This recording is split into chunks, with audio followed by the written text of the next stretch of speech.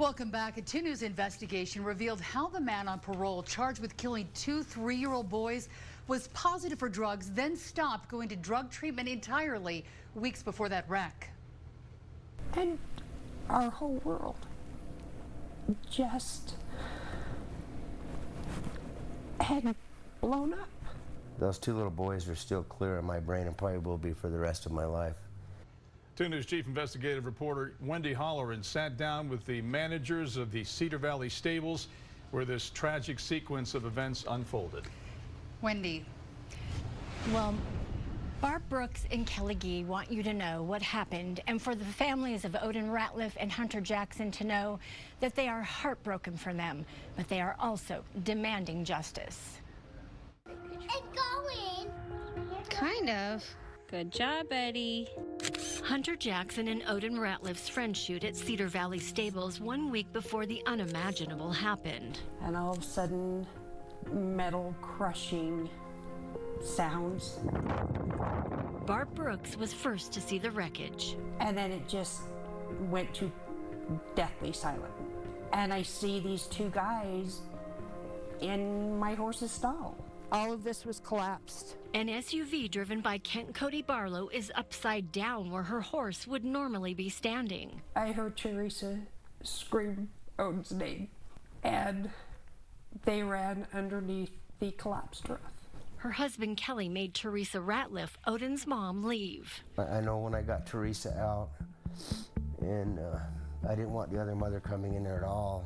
Brooke Jackson is Hunter's mom. Kelly told her, "Don't come under here. Go call your husband." That night began the nightmare they have been living. I didn't believe it. I kept saying, "Are you sure? Are you sure?" And he said, "Yeah, they're gone." She called 911. I screamed into the phone, "The babies are dead." And she told me that responders were on their way. And even though they were gone, he was not going to leave them alone. He was going to make sure that they had someone there to protect them. Kelly stayed under the collapsed roof waiting for the ambulance to come down the road. Those 2 little boys are still clear in my brain and probably will be for the rest of my life. Shock turned to anger. I looked over and seen the accused hanging upside down in his car. And 2 little babies dead, but he's still breathing. Then I went into pure anger at that point.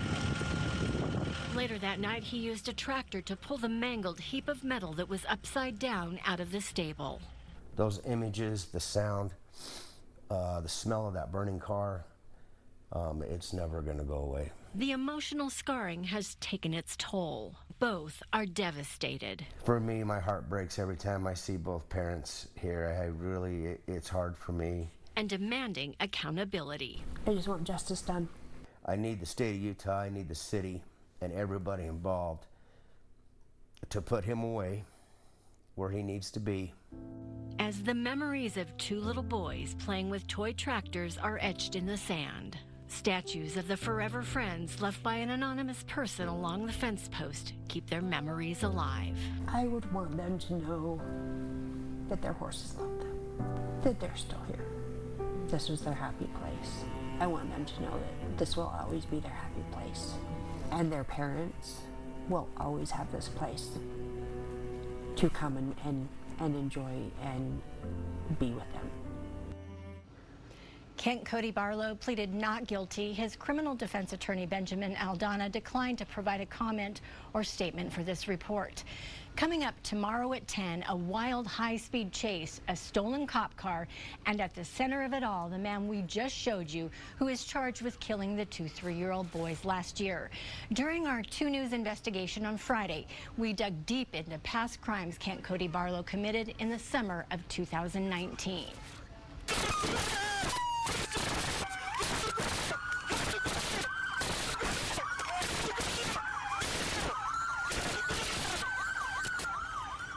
Our investigation raises questions if the punishment fit the crime and questions why a handful of drug charges were dismissed to begin with that could have kept him in prison longer.